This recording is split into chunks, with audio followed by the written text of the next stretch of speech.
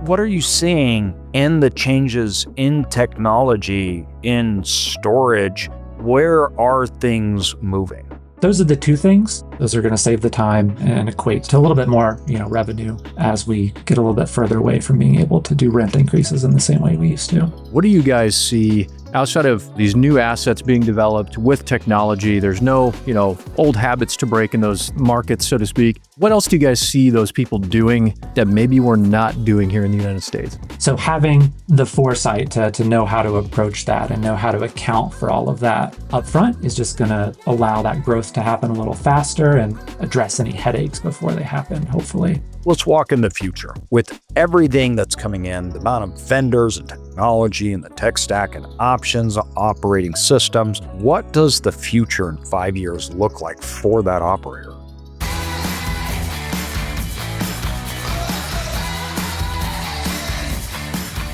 Welcome everybody to Self-Storage Income, and technology has changed the landscape of storage over the last 5 years, especially rapidly growing. Today, we have a guest that has a very interesting background, including background and things that he learned outside the United States and what he's seeing currently in the self-storage world and landscape, and what he's doing, which we are excited to dive into with Alec. Let's do it, man. I'm excited to jump in and learn about, what he's seeing here in the United States, what he's seeing abroad, and, how we can draw those things to our facilities and utilize those things and grow.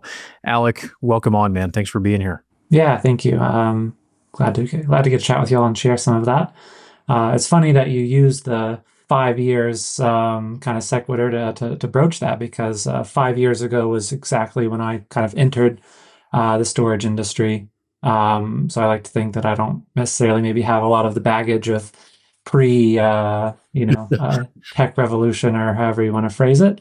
I kind of came in and I've only really seen it happening one way, but obviously the longer I'm in it, the more people I'm talking to, the more facilities and operations I'm exposed to, the more I'm kind of getting some ideas of how it used to be, or historically how it's been managed and the direction it's gone. And you're correct in that, seeing something with the tent post of 10 years ago versus today, it can be unrecognizable how different, operations can be. So with that, tell us a little bit about, you got into, what were you doing prior? Yeah, so I moved out of the country. Immediately after graduating college. This was supposed to be a backpacking trip through Asia as a whole, and then I had a job actually lined up in Spain. So the goal was 6 or 7 months just in Asia, and then I was going to teach music in Spain.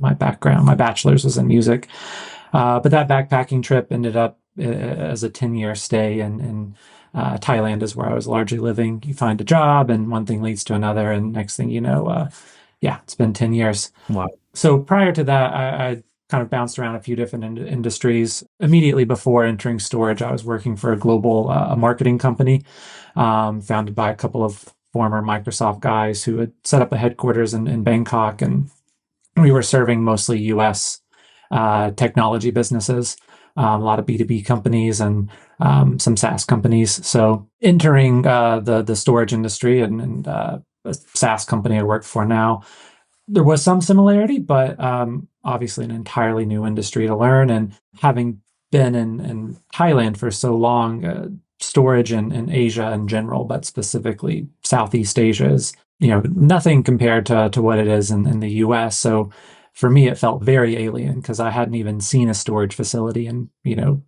10 years, basically. So I got in at that point and was managing accounts and sales and some things like that for PMS company, handling Australian and Asian accounts. So Gotcha. So that was your introduction to self-storage, was running those property management system. Yeah. So started at Storeganise. It is a PMS system. The company itself actually was always a global company, but kind of started in Asia and spread outwardly from there. So it wasn't quite as, fish out of water as it might have sounded, because we had, an Asian customer base, Australian customer base, and then some European folks as well. So yeah, I entered and basically not only had to learn the software and things like that, but also just the industry. And part of that was, like I said, since I didn't have a lot of the context, started going to plenty of the conferences and trade shows in Asia. There's the Self-Storage Association of Australasia. There's the Asian group specifically, and yeah, just trying to throw myself in there. But like I said, it's a little bit different there. Obviously, the industry is just much smaller in general, but within that, you don't see a lot of older single site kind of mom and pop operators. It was it was all or nothing, right? There was either no sites, or if there were some sites, they were part of these massive portfolios and things like that. So not much of the middle ground or anything. So a lot to learn. And then ultimately, when I moved back to the US and started taking over some of the accounts and things here, kind of feels like I'm still learning every day, because it's Aren't we all? radically different from one country, from one continent to the next. So yeah, no, that's incredible, man. That's incredible. I'm sure it's wildly different. In Brazil, I went and toured a bunch of sites and we actually had a podcast that I did while I was down there with a storage operator. Everybody, if you want to listen to, you can go see. And what you're explaining is really true. It's sophisticated groups because they're taking that business model from the United States, and then they're implementing it into these other countries that it's growing, as opposed to the United States. It grew organically here and was fractionalized. It's now being exported there. So a very different mindset. It's a good point, because what I see, I think here, I'm still, every time I talk to somebody, I was talking to a facility the other day that, they managed all of their operations on a whiteboard, or you still meet people running Excel sheets or just, pen and paper and things like that, which, like I said, is still kind of surprising to me, because as you're saying, when you see it in these other smaller markets, when a big corporation or a big portfolio, a big company comes in, they're leapfrogging that entire kind of historical process that we have here, right? They don't have to start at the pen and paper, the whiteboard. They're starting immediately with an unmanned site or a fully automated site. And part of that's because, when you're starting from scratch, you have the luxury of doing that. But also, a lot of these markets are just so much more used to all of their interactions being like mobile first, right? Living in Thailand, I got so used to doing my shopping from not my phone in the sense of, the Amazon app or the Shopee app or whatever, but from my phone in the sense of you're shopping in your chat app, you're shopping in, WhatsApp, or you're shopping in the US now. We're starting to see like the TikTok marketplace kind of come up. It's long established, overseas. So the people are very used to doing business online. There's less of a stigma, less of an apprehension, I think, of just saying, I'm booking my storage unit. I want to go see it. I want to go talk to somebody. You get that here. Overseas, you get a little less of that. So you have the luxury of just bypassing the whole thing altogether and going full force into, we can expand and do so in a way that scales much quicker when you're not dealing with all the baggage. Yeah. That old business model doesn't exist there. Yeah, correct. And like I said, I went a very long time without ever seeing a storage site. And now, Storeganise, we have customers. I think our last count was like 50 countries.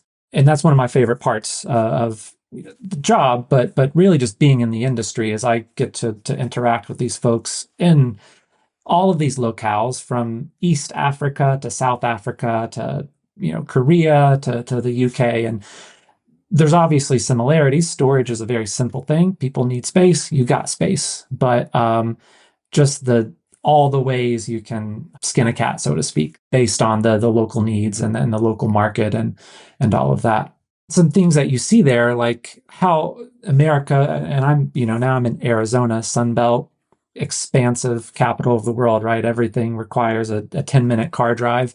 In a lot of Asian cities, in my own background, that's not the luxury. So you don't see places building out. They start building up. And while they might occupy, 5 floors of a 20-story building, right? So it's just stuff you see somewhat in some of the bigger metros here in New York or so on, but you're just not used to seeing that stuff here. So Again, I guess a lot of things we might take for granted or a lot of things that we might kind of view as just the norm, not always, right? So, what are you seeing in the changes in technology in storage?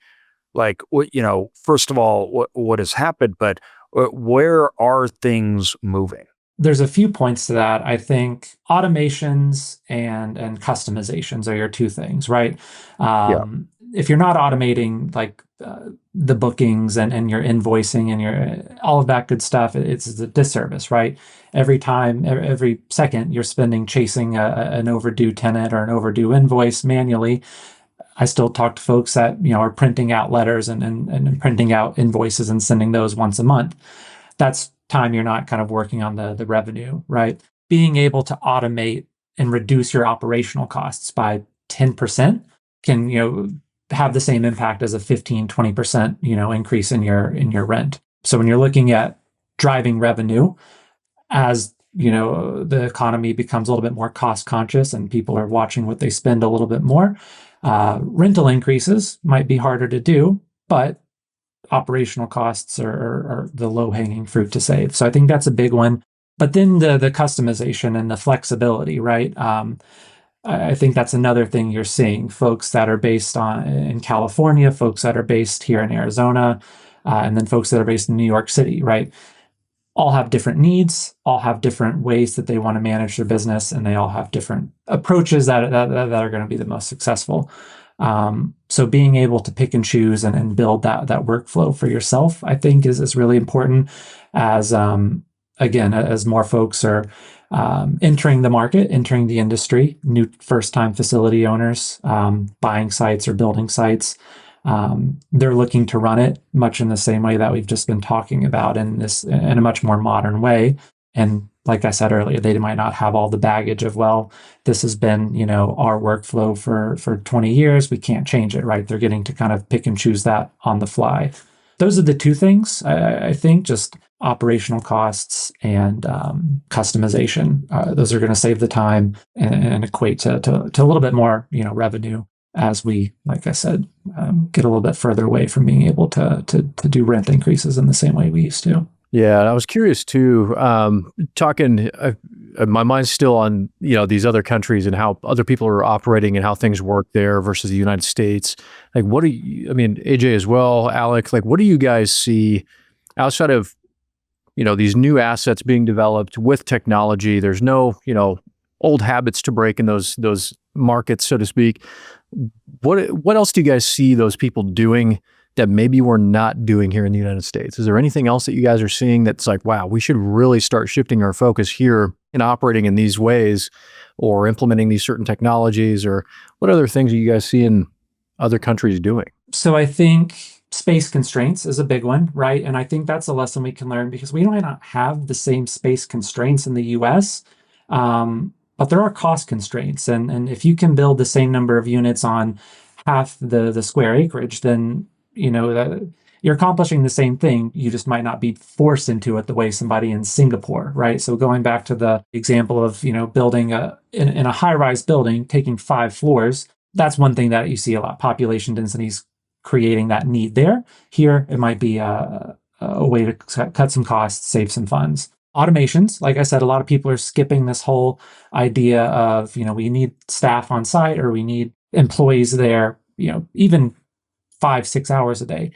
I just don't see that in most of the new businesses, the new operations that are coming in from these emerging markets. It's not even a conversation. It's just obviously, right? Of course, we're building a site with the idea that nobody's going to be working there.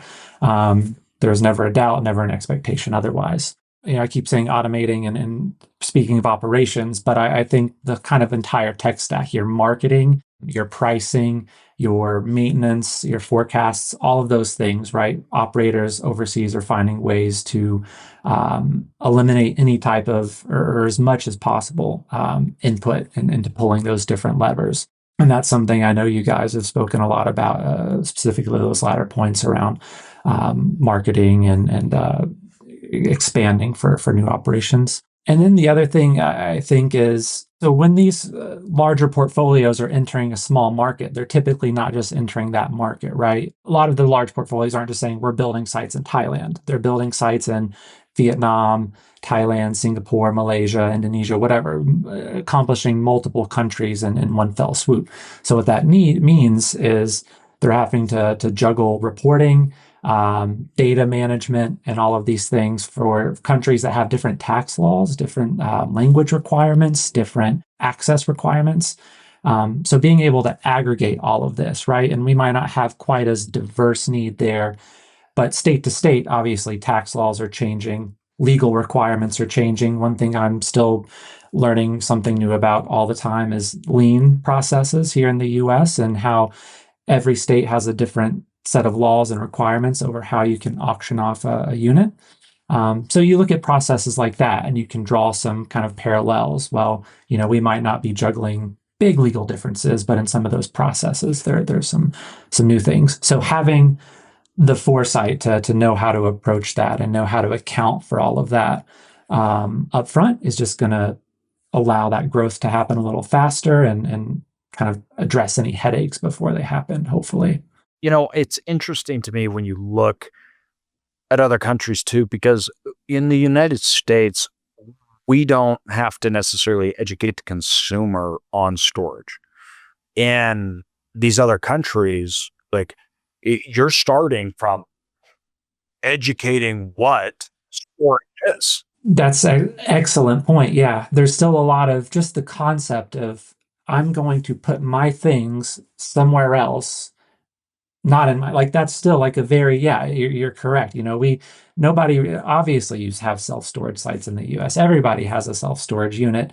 And if you don't, you drive past 20 every single day. But yeah, you're very right. There, you're still kind of overcoming that initial, like, that's just a weird concept. So what you do see, though, in response to that is a lot of operations. I mean, we have mobile storage here in the US. You have your large companies, the pods and the U-Hauls that are delivering, mold containers back and forth, and then some amount of valet storage, which, maybe it's much more based on a single item or based on a single box.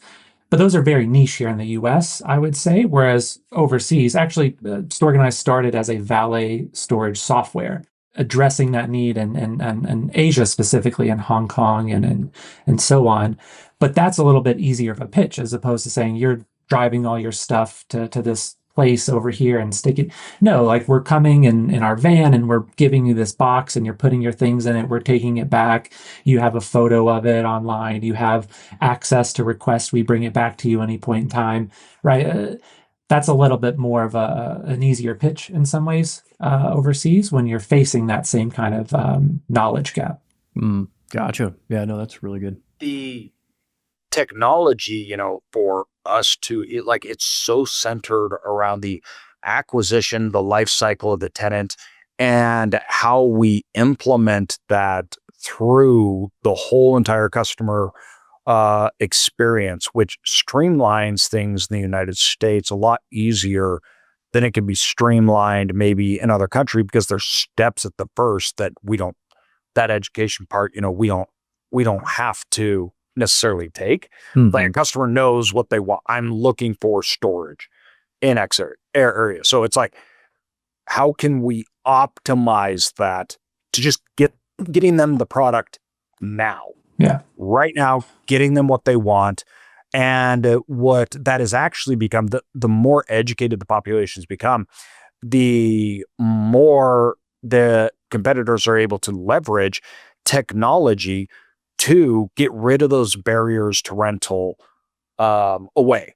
And the more barriers today that we have, the more customers won't rent from you, the more you can't get new customers, the more you're not competing, on a level playing field. Yeah. Dude, any friction at all, it's Any like, friction. I'm out. Yeah. It's too much. Whether it's being able to find the price of your unit, right? That if somebody can't find that and it's call for a quote, that's turning off a lot of people right up front. And, the example I always fall back on is when I'm talking to an operator and maybe it's somebody that's, been in the business for 30 years, almost as long as I've been alive. They've surely have a wealth more experience than I do, but they also have some more, like I've kind of alluded to, some baggage around like, well, we know we want people to come in. We want to talk to people. We want people to talk to us. And while that's very true, I think you still have to serve kind of both approaches.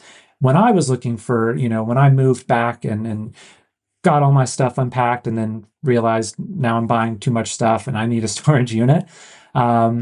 First thing I did was, go online, and all the places that got eliminated were places that didn't tell me the price right up front and didn't let me just do it all on my phone. Basically, I didn't want to have to go sign any papers in person or wait until the office hours were open or anything like that. I just wanted it done. I wanted to get the stuff out, have it there, job done. So you have to kind of accommodate both mindsets, right? And I think that can be done for sure. And to the education question, one thing that we are learning from operators in other countries that are trying to deal with that, I think you can say AI, and then there's a lot of baggage with that here in the US. I think there's a little less baggage in certain areas. But the idea is so while customers in the US might not lack the education over, I need storage, what is storage? Is it safe, secure, etc.? They do lack the education around what size storage unit do I need? Do I actually, how big or how small? Or do I need something that has a drive-up door to it? Do I need an 8-foot? All of these questions. And that's one thing that, again, since I never owned and operated a storage site, I came into this industry brand new. One of the first, I remember I was having a conversation with somebody and they were asking about like, well, how do we transfer tenants from one unit to another and so on. And it's like, I explained the process and as far as our, PMS goes, but I was like, but how often are you having to do that? Is that a problem that's, coming up a lot? And they're like, yeah, most every day, we have somebody that just gets the cheapest unit possible and they get here and realize, That's I not can't put right. all my stuff in here. And so we're seeing that education kind of need for those things, because those are like those touch points that, well, if you're trying to run your site as a second job, right? If you're a contractor by day and just build your storage site an hour away by night, you don't necessarily want to or have the time to drive over to the site in the middle of your workday and deal with this person, transferring this person and helping them find the better unit and so on. So how can you educate them up front to reduce that touch point, reduce that kind of friction? So, you see things like using, like I said, AI, but you can contextualize AI in any format, and even just building out these knowledge materials yourself. How are you telling folks how to estimate size, for example, or how are you telling folks how to estimate their needs? If they're trying to store a motorcycle in their unit, are you having a quick, easy answer on your website for that? Typical motorcycles need this size unit, or a typical one-bedroom apartment needs this size unit. If not, that's kind of an easy thing you can do that, from what I understand, eliminates quite a few questions post sale. So. Yeah, no, that's a brilliant point, because you think of that soft cost, let's call it, of having to deal with all of the logistics of transferring somebody's unit, talking to them, the coordination, all those things. If you could just be proactive to solve that from the first get-go, not have to deal with it, and solve that both for the company and the customer, like that's a huge, huge win. And as you guys are talking about this, it's kind of making me think, like reservations in general, like that used to be just this standard in the industry. Everybody could reserve a unit. Do you guys think reservations will stay around, or do you think as things become more automated and that user experience and expectation of just going and moving into an available unit right then and there is a thing? Like, do you think reservations will stay, or do you think they'll go away? I think they're here to stay, personally, for at least a bit longer. That said, most new facilities I'm seeing are taking the approach of eliminating reservations altogether. And exactly what you're saying, you see the unit online, you choose the size, or some cases you can book a specific unit. You see some places that are utilizing 3D walkthroughs, right? Like you would do if you're trying to rent a house on Zillow, and some places have your 3D walkthrough online. You're starting to see storage sites that are implementing things like that. In which case folks can do that, choose the unit, sight unseen, and they're ready to go. They're ready to plug that code into the door and put their stuff in the box without having to interact or contact. So I think large scale, that's the direction, but at least for quite a bit longer, we're still going to see reservations as a kind of cornerstone. Yeah, I'd agree with that. I think that that's not what you want as a storage operator. Yeah. You want the rental. But at the same time, there are instances and cases where people need to say, well, I'm going to reserve this and then check it out. Because like you said, they may not be fully aware of the exact needs that they need. I think, it's that comes down to how can we get better at educating them in the process. Better at educating and removing friction. I, again, have my own non-self-storage baggage coming at this from the marketing world and dealing with some SaaS operators and specifically a little bit more e-commerce related. But the idea was always you don't want to give folks the opportunity to kind of stop and start thinking about it, right? Like if I'm buying something online and impulse purchase or maybe even not, the faster I can just go through that process. The moment I'm having to reserve something for 5 days from now and then drive over, well, that gives me 5 days to shop around for a better price or a closer facility or something like that. So it's the education, and it's also allowing people to make that decision as quickly as possible and as easily as possible. Now, when we talk about a lot of this, we refer to the tech stack. Walk me through, what does the tech stack look like? When we say tech stack, what does that include? So that's going to be, I think, the PMS cornerstone. That's the brains of the operation, right?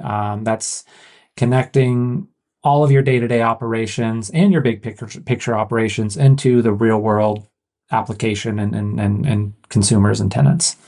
Beyond that, that's kind of what I was alluding to earlier. And I think that's why this is something that folks can really utilize for cost saving or for increasing revenue. Because if you don't need a bigger tech stack than a PMS system, then awesome. Don't bog it down with anything unneeded. Don't create problems where they aren't already in existence.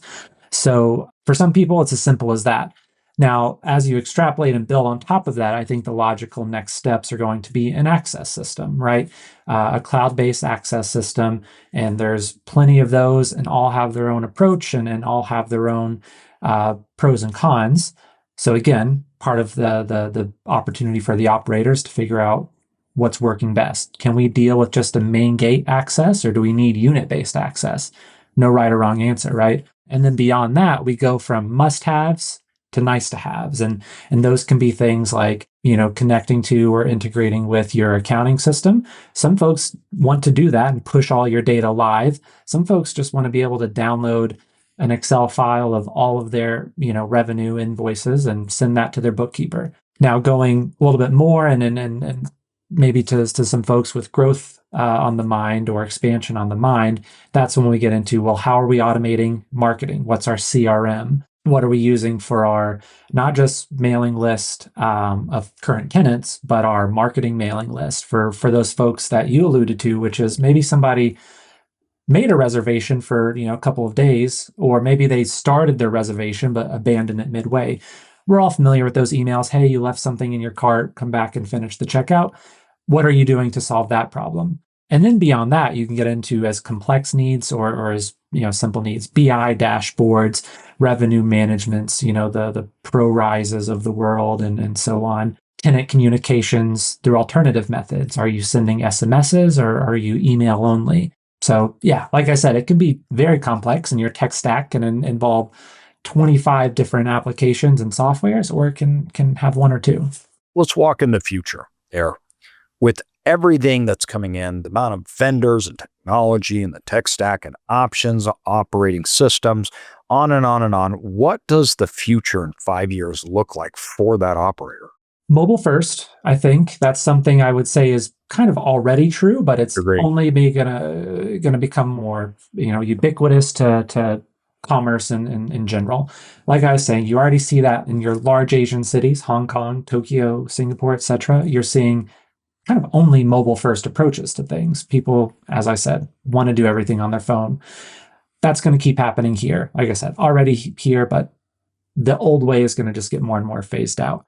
Something we already spoke on, which is a fully, contactless process. making sure the customer can self-serve as much as possible.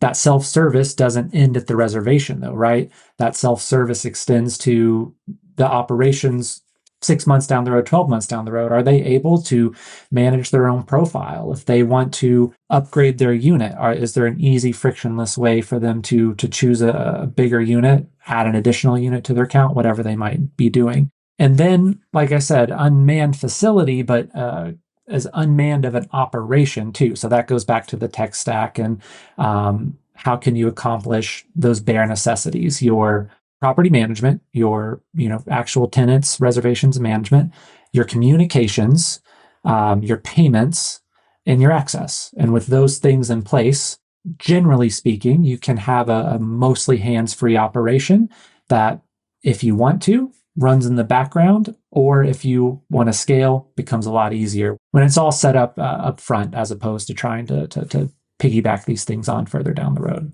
Do you guys think as those things continue to happen and those expectations in the market for consumers change, what is that going to do to some of these mom and pop owners out there? Are they still going to be doing well? Are there going to be opportunities to, pick these guys up, buy their facilities because they're not doing well? How is that going to shift the consolidation in the market and in that competition driving so hard? I mean, we've even seen that over the past 5 years, just that level of competition changing. How do you think that's going to affect overall, like these markets that we're in, the mom and pop owners? I think it'll be the same as most other industries, in which will some have to adapt? Yes. But what is the strength of a mom and pop shop over a large corporate entity, right? Well, it's the same thing as if you're looking for, I'm a cyclist. So if I'm wanting to go bike shopping, do I want to go to the large chain bike store, or do I want to go to my local bike store? I want to go to the local bike store for a variety of reasons. And those reasons, good customer service, personal service, feeling good about, keeping things in the community, all of that, that's going to apply to a locally owned mom and pop self-storage shop too. So while many will have to do some adaptation, all of those benefits that they can provide. And at the end of the day, that's what I hear. I never hear folks saying, we don't want to adopt new technologies, or we don't want to change our business. They're expressing, we want to do that, but we want to retain what makes us unique and what makes us feel connected to our area and to our region and to the folks around us. And you don't have to choose one or the other, right? You can adapt and still provide those services and the level of service that folks are choosing you for over, potential competitors. I think the great thing about technology, and I've seen this in other industries, there was at a time when you looked at, let's say, like the insurance brokerage industry that I was in during the 90s, technology was such a huge advantage for the big guys, and they were able to use that to be so uncompetitive. Like, you couldn't touch them. They had all these tools, everything else. And as the internet was more fully entrenched, and as more providers entered the space, it took the technology of the big guys downstream. Yeah. That made mid-sized, smaller operators more successful. And what we're seeing in storage today is that, like, where 5-6 years ago, it was like the spread, that gap of competitiveness was so massive. It was like you can't even do it, and that is closing. Yeah. And I believe that will continue. And now smaller, mid-size operators are able to compete in ways that they hadn't, because the tools are there and they're getting there faster and faster and faster.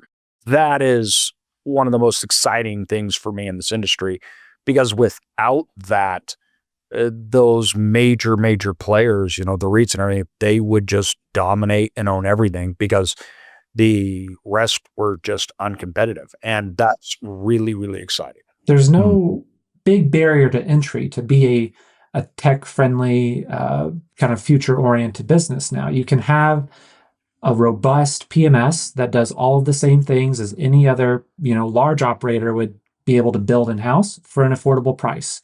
You can have an access system that's going to automate tenant move-ins and things like that at a pretty affordable price. You can have a communication system. And like all of these things, as you said, are just easily accessible. And I think the other unspoken part of that is that they're easier to set up, right? Like you don't need to know how to develop or to code, or you don't need any real tech knowledge to start implementing these things for your business, because it's all the example I'll use is all the website builders that we see now, the Wix and the Squarespace and so on, right? 15 years ago, you needed to have some knowledge of HTML and CSS to set up, websites. Now you don't. Now it's all simple, intuitive, drag and drop, build. You can pick colors. You can upload. It's the same thing in our industry as well, right? You're seeing that these things are just easy to use, and there's no knowledge or cost barrier like there used to be. Mm-hmm. Yeah. No, those are all really, really good points, because I think there's probably some of those folks out there, they're like, man, I don't know what we're going to do. We've got all this competition coming to our market, and they got all this tech and all these things. I think it's a really good reminder where it's like, man, all that stuff's available for you guys right now today to be able to adapt your business and be able to stay and remain competitive. But like you said, Alec, too, is being able to keep that sense of, community, that small town or whatever you want to call it, just what makes you as a business, and why your consumer base would want to go to you versus, any other guys. So really, really good points. Love that. I think that when you look at the movement too, the more robust and the more options you have, the more customizable it is to your facility and your market, which that too is unique, because it used to just be a one product fits all, where now you can really customize it to your customer base, what your overall strategy is, your market, how it works. And that is, that gives you a competitive advantage. Yeah, I think that is important. And for all the talk that we've done about automating and future forward and all of that, one of my favorite conversations I've ever had in the industry was at a conference a year or two ago. And the person came up and was asking these questions and explaining their business. And he mentioned, I have to print out, I think it was something like 60 or 70 postcards with all of my invoices every month. And I was like, that sounds like a complicated workflow. How can I think that's an easy thing to fix. And he's like, no, it's not, because he was in Pennsylvania, Amish country. He's like, I actually have a lot of tenants that don't have emails. Not only do they not have email in the same way, maybe some tuned in folks of society have, but they don't have computers. They don't have the internet. So I do have to send a postcard, actually. And it's like, wow, so you still hear these things. And that's not to say that there aren't always going to be needs for all of this. But to your point, you can do all of these, or you can, because he was also addressing a need of certain customers, while all of his other customers were still, kind of managed in the way you would expect. So doing all of it is important and very contextual and just to your point of being able to customize. So, well, hey man, we really appreciate your time. We appreciate you talking to us about, it's so fascinating seeing not only here, but what other countries are doing. Where can people go to learn more about you? Where can we send people? Where can they go to find out or ask you questions? Yeah, so I'm still head of sales and accounts here in the US at Storeganise, Storeganise.com. We'll point out it's with an S, not a Z. So you can always get in touch with me there. I'm on LinkedIn under the same name that you'll see here. And I like to talk to folks, especially folks new to the industry. Those are still 5 years in, my favorite conversations for the same reasons that we've been explaining. I love to hear the weird quirks and approaches and all of that. So whether or not you're looking at our product or not, I enjoy having those conversations and talking about the industry. So I encourage anyone to say hello and see if there's any common ground we can find. So awesome, and that's all in the links below. Everybody, you can follow it. And thanks for your time, man. And we look forward to seeing the change in the future and watching it with you. Yeah, thank y'all both. Take care. You bet. You too, man. Thanks.